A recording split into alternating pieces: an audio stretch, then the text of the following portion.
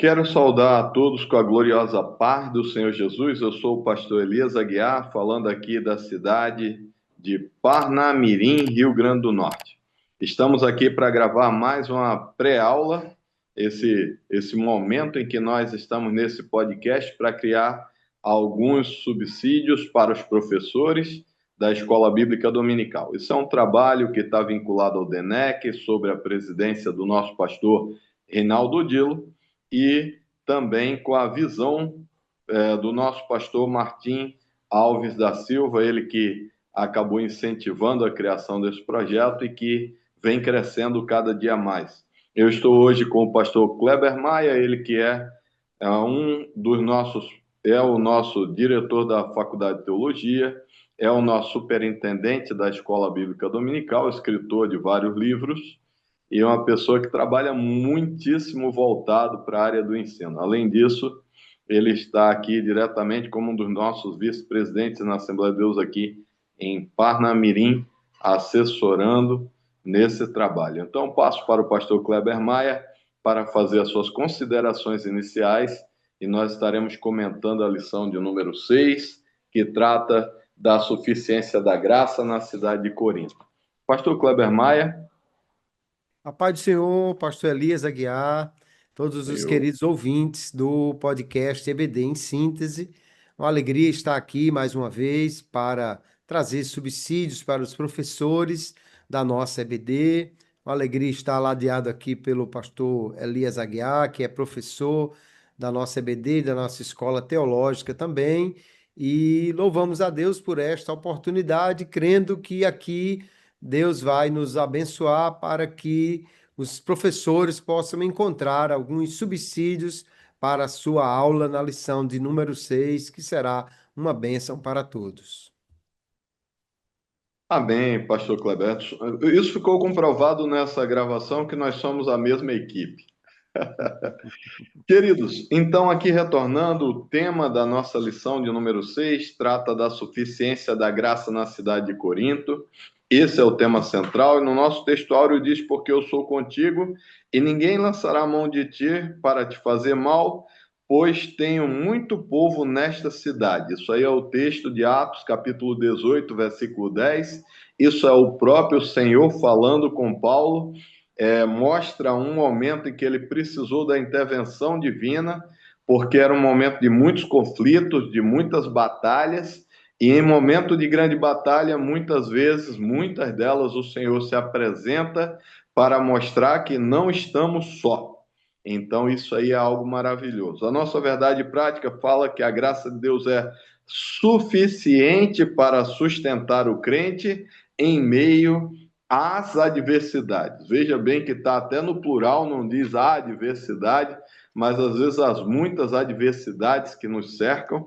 O texto, e eu aconselho muito que leiam para que se entenda o contexto, é o texto de Atos, capítulo de versículo 1 ao 11, mas aí seria interessante ler até o 17, sala de aula, se houver tempo, um bom tempo de ministração, já que vai ter um contexto final do julgamento de Paulo também, quando os judeus o apresentam, então é bem interessante. E aqui nós temos três grandes objetivos que o professor deve trabalhar em sala de aula. O primeiro é conduzir o aluno a compreender Corinto e os desafios do Evangelho. O segundo é verificar com o aluno a missão de Paulo e a suficiência da graça. E o terceiro é conscientizar sobre a graça de Deus diante dos desafios da vida cristã. Aqui ele mostra a fundação da igreja em Corinto. E mostrando essa questão da fundação da igreja de Corinto, ele apresenta o capítulo 18, mostrando um momento decisivo em que eles estavam vivendo, e dentro desse momento decisivo, as adversidades foram muitas. E diante dessas adversidades, era uma cidade que estava marcada por imoralidade, uma cidade marcada por pluralismo religioso, quase um trava-língua aí, né? E o apóstolo Paulo experimenta o sustento divino, ele aprende a perseverar. Imagine aí as dificuldades que ele estava vivendo, ele precisava perseverar e continuar anunciando o evangelho com muita fidelidade, Deus foi trabalhando ali durante aquele momento. Então, o contexto era desafiador, mas em meio a contextos desafiadores, nós precisamos entender que Deus está no controle. E como Deus está no controle, nós devemos permanecer firmes e frutíferos. Então, não basta só permanecer firme, porque às vezes tem alguém que até ele permanece firme, mas a adversidade consegue encolhê-lo em uma caverna, encolhê-lo em uma posição que ele para de lutar, ele passa a não mais ser alguém que faz a diferença, mas passa a ser um sobrevivente em meio à adversidade. Então, escreva aí para os seus alunos que o desafio não é sobreviver na adversidade, é viver com abundância em meio às adversidades, sabendo que Deus está no controle de tudo.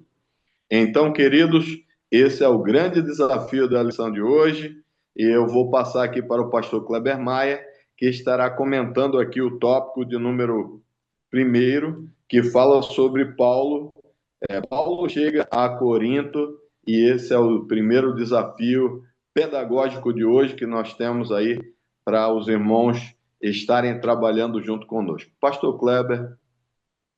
Muito bem, pastor Elias, veja que o primeiro tópico fala da chegada de Paulo a essa cidade que era, à época, uma grande metrópole, uma cidade de uma pujança econômica muito grande, mas também uma cidade conhecida por sua imoralidade e uma cidade que tinha muitos templos, além dos templos que Paulo já encontrou em outras cidades. Havia templo a Apolo, templo a Afrodite, templo a Asclépio, que era o deus da medicina, da cura, não é? Haviam muitos templos em Corinto e a cidade, ao mesmo tempo, se mostrava uma cidade de uma economia muito ativa, porém uma cidade muito pagã e muito imoral, né? Uma cidade onde havia prostituição cultural e todo tipo de imoralidade.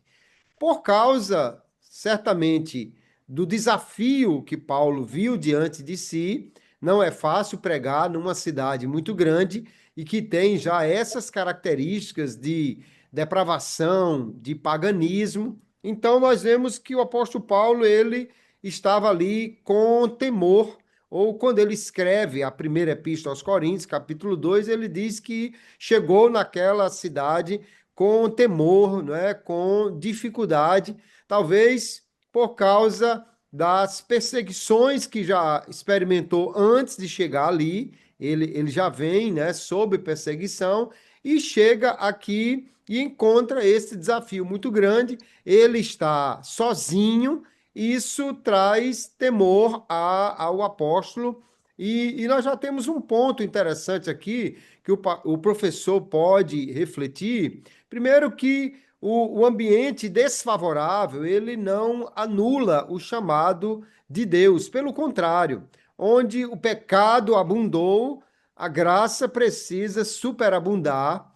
Então a igreja não pode fugir dos lugares mais difíceis, onde há idolatria, materialismo, desordem moral, onde há esse caos. A igreja precisa levar a luz do evangelho. É mais fácil pregar naqueles bairros mais tranquilos, naquelas cidades mais receptivas, mas nós entendemos, não é a dificuldade que anula o chamado, nem é a fraqueza do servo, né? Paulo sentiu temor, mas reconhecer limitações, na realidade, é algo que nos ajuda a cada vez mais depender da graça de Deus. Perigoso não é o servo de Deus se sentir fraco. Perigoso é ele se sentir suficiente e achar que pode realizar a obra por sua própria força, não é? Então nós temos que ter cuidado para não interpretar errado os próprios sentimentos. Fraqueza, humildade, dependência, não quer dizer que nós não somos usados por Deus para fazer a sua obra. E Paulo, em Corinto, vai então encontrar um casal, Áquila e Priscila, que são apresentados como sendo judeus que saíram ou foram expulsos de Roma. Uma pergunta que alguém pode fazer em sala de aula, e o professor precisa pensar sobre isso, é: Áquila e Priscila já eram cristãos quando chegam em Corinto ou quando encontram o apóstolo Paulo? Porque Lucas em nenhum momento registra a conversão desse casal. Mas na continuidade, Atos 18 e Atos 19, nós vamos ver que eles são muito úteis no ministério. Eles depois são apresentados, quando Paulo escreve Corinto, a Epístola aos Coríntios e aos Romanos, como alguém que tem até uma igreja na casa deles, e também em Atos 19 eles são discipuladores de Apolo. Então nós temos aí uma possibilidade, eles já vieram cristãos de Roma, há um escritor romano chamado Suetônio, que escreveu A Vida de César, e lá ele diz que alguns judeus foram expulsos de Roma por causa de perturbações ligadas a uma pessoa que ele chama de Crestus. Há alguns historiadores que pensam que, na verdade, ele trocou os nomes, seria Cristos. E, portanto, alguns desses judeus expulsos de Roma já seriam cristãos. É uma possibilidade. A outra é que, no convívio com Paulo, Áquila e Priscila se converteram. O que o texto deixa claro é que eles tinham em comum a mesma profissão de Paulo e que Paulo, portanto, esteve com eles aí. Aí uma outra questão interessante é que parece que Paulo, mesmo no trabalho cotidiano, ele entendeu que estava ali trabalhando, mas ali também era um campo missionário. Paulo também falava de Jesus ali ou em todos os lugares por onde ia. Nós precisamos entender que não é apenas a igreja ou o que fazemos no final de semana como crentes, que é o nosso campo missionário. Nosso trabalho também é nosso campo missionário.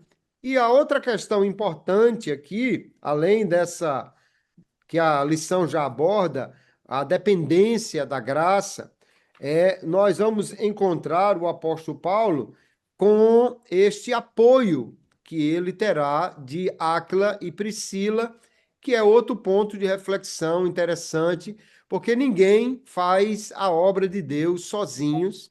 E aí nós podemos dizer que a provisão de graça de Deus para Paulo tanto está no fortalecimento, que nós vamos ver mais adiante explicitado na lição, no fortalecimento do Senhor, como no levantamento de companheiros para estar com ele na caminhada, como Áquila e Priscila, né? Isso é um ponto interessante porque Deus também revela a sua graça em levantar pessoas para nos ajudar a fazer a sua obra. Então, nesse primeiro ponto, nós entendemos aí que há uma fragilidade em Paulo, um temor diante do tamanho da obra que tinha para fazer, mas Deus o abençoou, o ajudou, o que nós podemos entender então que Deus sempre está pronto a nos ajudar, mesmo quando a missão parece muito grande, mas quando nos sentimos fracos, aí é que nós devemos recorrer a Deus em dependência e também cultivar parcerias cristãs que promovam um crescimento mútuo para que possamos levar o evangelho com a graça de Deus, não somente pregando a graça, mas sendo fortalecidos por ela para levar adiante esse ministério. Aí o texto nos diz que com a chegada de Silas e Timóteo, aí então Paulo se sentiu mais fortalecido ainda e pôde se dedicar mais integralmente ao ministério da palavra. veja que, de fato, há pontos interessantes de exploração para o professor quanto a os alunos que não são dedicados integralmente ao Evangelho, mas podem fazer do seu trabalho, do seu período na faculdade ou em qualquer outro lugar, um campo missionário, como Paulo está fazendo aqui, até que Deus crie outras oportunidades para uma dedicação maior. E creio que será um ponto de grande reflexão e aplicação para os alunos. E aí nós vemos agora a continuidade da missão no ponto 2 e eu devolvo para o senhor pastor Elias abordar este segundo ponto. Queridos, é bem interessante que aqui no ponto 2 mostra que ele é expulso da sinagoga, e abandona a cidade. Quando ele vai encontrar um novo lugar, olha a provisão de Deus, aí ele vai para a casa de Tito, o justo, que é lá de uma sinagoga, e agora Deus vai mostrar que quando todas as portas se fecham naturalmente, aí Deus começa a abrir outras ainda maiores. Então, o que era para ser a extensão do trabalho que vinha sendo feito, começou a se desenvolver ainda mais. E aí ele, no novo espaço de pregação, essa era a estratégia de Deus para alcançar vidas. Então, Deus monta essa estratégia, amplia o alcance do Evangelho, confere uma nova visibilidade ao trabalho, visibilidade positiva diante da comunidade que ali estava, a comunidade cristã. O resultado foi muito expressivo. Ali os coríntios começaram a crer na ministração da palavra, e entre eles o principal da sinagoga, que é Crispo, também é um dos que são transformados naquilo. O Evangelho demonstra. Aí, mais uma vez, que as portas se fecham, Deus abre novos caminhos. E quando a gente fala sobre isso, queridos, tudo isso, a visão é para expansão do reino. Então, quantas vezes, por causa da perseguição, os cristãos saíram de zona de conforto, abandonaram o lugar que estava com a expansão do evangelho e começam a viver um novo momento. Então, isso aí aconteceu claramente nesse momento da vida de Paulo.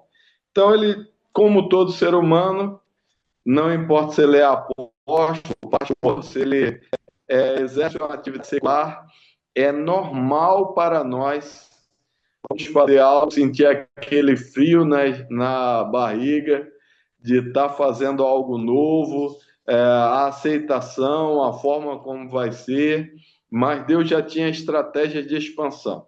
E dentro daquela estratégia de expansão, apesar dos frutos visíveis ali, Paulo começa a enfrentar a oposição. E a oposição eram principalmente de judeus que tinham ali. Normalmente havia um peso espiritual da própria cidade, como nós vimos inicialmente. Então havia uma hostilidade crescente, havia uma fragilidade emocional que ele estava vivenciando naquele momento. Sabe aquele momento que Deus chega para você e começa a te trazer a exata certeza de que Ele está com você? Então acontece aí. Então Deus fala para ele: não temas, primeira coisa. Aí depois Deus fala para ele: fala, e depois ele diz: não te cales. Então deixa muito claro aí em Atos 18:9, reafirma a sua presença. Deus mostra isso aí, a sua presença, mostra que ele estava com o seu servo no meio da batalha, mostra que ele é o Deus que protege e mostra que ele é o Deus que revela e que faz milagre. Então ali foi um momento tremendo. Isso reposiciona Paulo na missão, isso aí dá para ele uma nova visão em meio à adversidade. Então é muito interessante. Aí, queridos, nós vamos para Êxodo, capítulo 3, versículo 12. Nós vemos quando Deus diz a Moisés assim: eu serei contigo. Imagine para um homem que passou 40 anos longe do Egito, justamente por causa da perseguição, e agora Deus está mandando ele voltar, e ele ter uma certeza. Deus diz assim: vai voltar porque eu serei contigo. Imagine aí o momento também em que Josué, depois da morte de Moisés, fica aflito que agora a liderança é dele, e aí Deus mais uma vez fala com ele: serei contigo, não te deixarei e nem te desampararei. Então Deus fala isso para ele em Juízes capítulo 1, versículo 5. Então deixa isso muito claro. Ou quando Deus falou para Israel, e Deus fala para Israel e diz: quando passares pelas águas, eu serei contigo, como está em Isaías 43, versículo 2 e 3. Então, imagine aí o que é receber de Deus aquela mensagem, o momento em que Deus fala contigo e diz assim: eu vou. Então, isso aí fica muito claro. Aí nós vamos para o subtópico de número 3. Anote essas três referências que eu acabei de passar para os irmãos: a de Êxodo 3 e 12 com Moisés, a de Juízes 1 e 5 com Josué, a de Isaías 43, versículo 2 e 3 com Israel, e você vai ver que as três traduzem a mesma coisa, que é o momento em que Deus se coloca ao lado de alguém ou junto de alguém em meio a uma batalha. E aí nós vamos para o subtópico 3, graça suficiente, perseverança e transição. Então aí a promessa que Deus fez a Paulo fortalece os propósitos, e depois disso aí ele passa 1 ano e 6 meses. Aí ele mostra que permanece Corinto por 1 ano e 6 meses, ensinando a palavra de Deus, consolidando uma igreja em meio a uma cidade moralmente questionável. Então, o medo, querido, não é um sinal, e o nosso comentarista, o pastor Wagner Gabi, ele que é o pastor presidente ali da Assembleia de Deus em Curitiba, ele diz que o medo não é um sinal de fracasso. E é mais uma oportunidade para experimentar a nossa dependência, que ele fala a suficiência da graça. Mas eu coloco também a questão da dependência, porque o medo simplesmente é quando você tem a certeza de que você não controla o resultado. Quando você não controla o resultado, você sente medo. Normalmente, quando você tem o controle de tudo aquilo que está fazendo, aí você não tem medo, você sabe que você tem a suficiência para resolver. Mas quando você não tem, você sente medo. Mas a presença de Deus, ela fez com que o temor fosse vencido e a missão prosseguisse. Isso é interessante, que a soberania de Deus, ela é tremenda e faz com que, até mesmo quando Paulo é levado para julgamento, o procônsul, que é Galho, ele acaba não levando aquela acusação como algo digno de julgamento, e ele passa por isso, mostra até mesmo nos tribunais humanos cuidado de Deus. Então, queridos, que tema maravilhoso para ser trabalhado, mas lembre-se que nós costumamos ter medo quando nós não temos controle. E o ser humano tem uma necessidade muito forte em si de ter controle das coisas que estão à sua volta. Mas agora vamos partir para o subtópico 3, falando sobre Paulo diante de Galho, a graça que sustenta em meio à oposição. Mesmo Deus estando com ele, não significa que ele não teria oposição, mas em meio à oposição, Deus trabalha sobre ele. Pastor Kleber.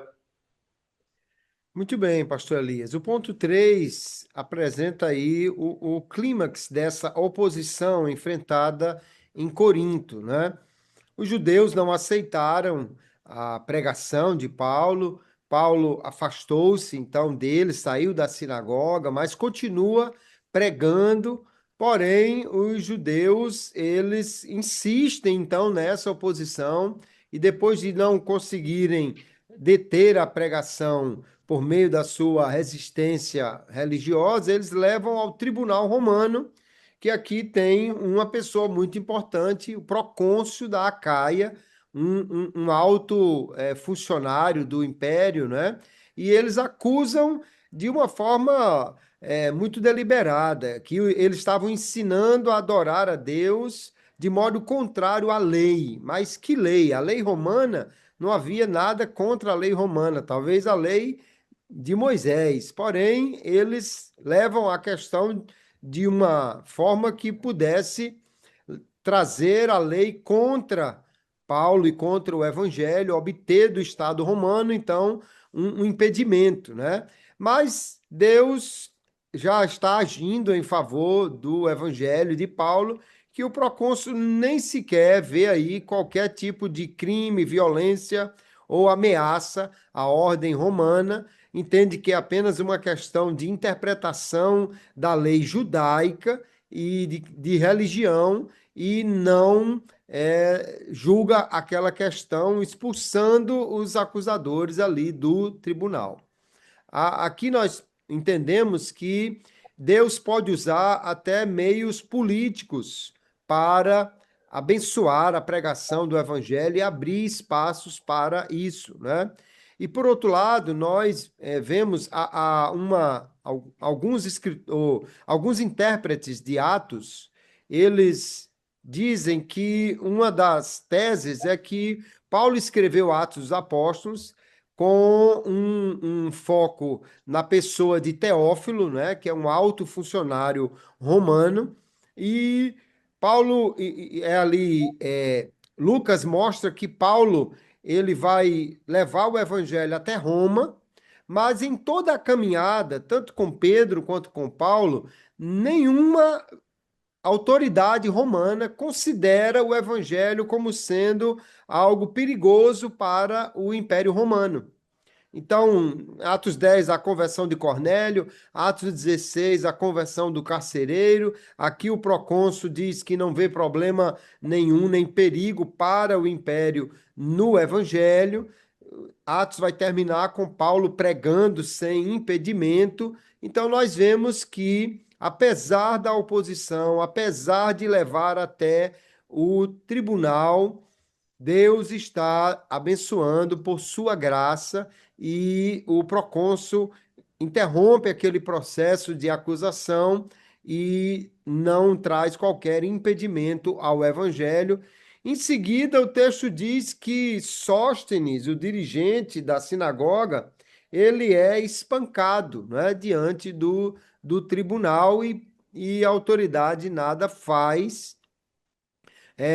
Aí mostra que não é porque a autoridade estava a favor do evangelho ou já tinha se convertido, mas que não queria se envolver em nenhuma controvérsia religiosa, né?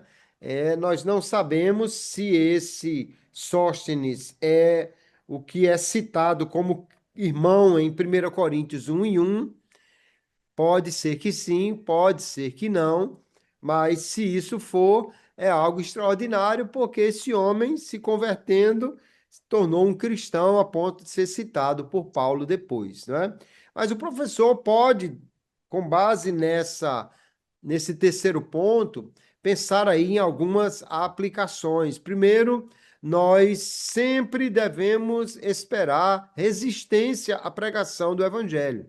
Se você é crente e está tudo bem, ninguém diz nada, ninguém se levanta contra você, é preciso até desconfiar se realmente estamos pregando o evangelho verdadeiro, porque o evangelho incomoda aqueles que não querem ouvi-lo. Mas, ao mesmo tempo, nós vemos que Deus pode usar pessoas improváveis para ajudar, para defender o evangelho. Há um caso interessante quando o pastor Raimundo Santana, que foi pastor presidente da IADERN por vários anos, quando ele era pastor na cidade de Caicó, a história conta, ou os irmãos contam, que um cidadão que era um homem muito perigoso, um pistoleiro, que andava sempre armado, e houve grande oposição ao início do evangelho ali, mas esse homem, assim, não se converteu, mas Deus colocou no coração dele uma graça em relação ao pastor Raimundo Santana, e ele disse: Pastor, pode pregar que eu vou ficar na árvore ali em frente, eu quero ver quem é que vai atrapalhar o culto. E ele, todo mundo sabia que sempre estava armado e era um cidadão que já tinha várias marcas no cabo do revólver, então ninguém foi mexer com o pastor e ele pregou ali sem oposição por um bom tempo. Veja como Deus levanta pessoas até improváveis, né? Porém, há oposição ao evangelho e nós devemos pregar sem desvanecer por causa dessa oposição e entendendo que Deus pode levantar alguém para nos defender, para nos abençoar. E, no entanto, quando Sóstenes aqui é espancado, não há aqui qualquer palavra do tipo bem feito, olha o que é que dá se levantar contra o evangelho, porque na realidade, queridos, o sentimento que nós devemos ter é de orar pela conversão dos opositores. E se isso aconteceu com Sóstenes, quem sabe Paulo estava orando, Deus, converte esse homem. Eu vejo, às vezes, infelizmente, crentes que começam a orar, Jesus carrega, mata, pune, derruba alguém que se levanta contra o evangelho, e nós não podemos nem precisamos orar por isso. Primeiro, porque o Senhor nos mandou abençoar os que nos perseguem, nos mandou orar pelos que nos perseguem. E além disso, Deus é que se levanta contra nós. A palavra de Deus para Paulo, como já foi citado, é: eu estarei contigo, ninguém vai lhe fazer mal nessa cidade, você vai pregar o evangelho. E isso de fato aconteceu, se cumpriu, porque Deus levantou aí, ou usou até o procônsul.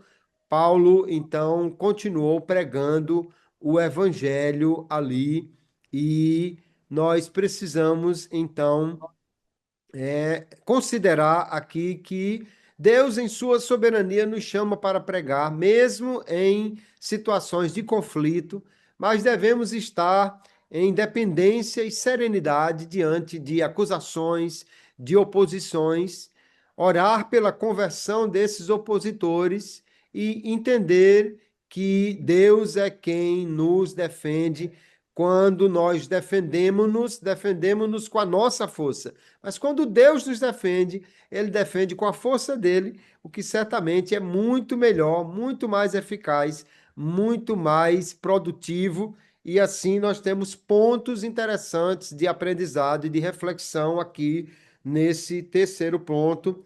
Se Deus, em sua graça, nos sustenta, nós devemos permanecer firmes, mesmo diante da oposição, e que essa verdade seja fortalecida no coração dos alunos para que eles continuem pregando o evangelho. Porque hoje, irmãos, em muitos ambientes, especialmente nas universidades, mesmo no trabalho, há oposição ao evangelho, mas a graça de Deus nos dá aquilo que precisamos para levar a missão adiante e que Deus assim abençoe professores e alunos para fazerem isso. Agora, a conclusão é com o senhor, pastor Elias. Queridos, que lição maravilhosa. E aqui na conclusão, eu diria que há quatro coisas que Deus jamais vai deixar de fazer, mesmo em meio à maior das perseguições na vida de um crente fiel. A primeira coisa é abençoar. Então, por mais que alguém maldiga, por mais que corte os meios, ele vai continuar abençoando, mesmo em meio aos campos que mais parecem desertos. A segunda coisa é ajudar, porque ele vai acabar trabalhando para completar aquilo que nós não conseguimos fazer, ele vai lá e vai suprir. Então, vai trabalhar dessa maneira. A terceira coisa é proteger, porque se não fosse a proteção divina, Paulo teria muito provavelmente acabado preso, limitado naquele momento, mas Deus usou autoridades competentes para livrá-lo ali naquele momento. E a quarta coisa é guiar. Deus não te manda para lugar nenhum sem te mostrar a direção. Isso nós vemos já em Gênesis 12, que quando Deus dá a missão aí para Abraão e ele diz para a terra que eu te mostrarei, mostra como ele ia guiar em meio àquele caminho. Então é uma coisa maravilhosa.